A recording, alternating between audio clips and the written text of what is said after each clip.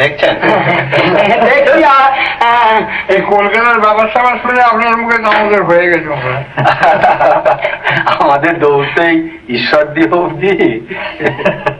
হরিহর, তুমি না কার মেয়ের বেটে রানাঘাট দিয়েছিলে? এর কাছে যা শুনছি তাতে করে তো মনে হয় রানাঘাটের কাছে উলাপুর যেমনি আর কলকাতার কাছে রানাঘাট সেই রকম।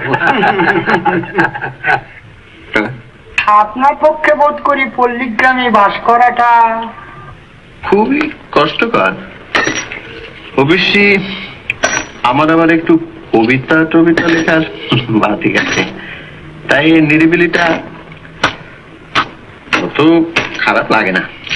কবিতা? বাহ বাহ বাহ।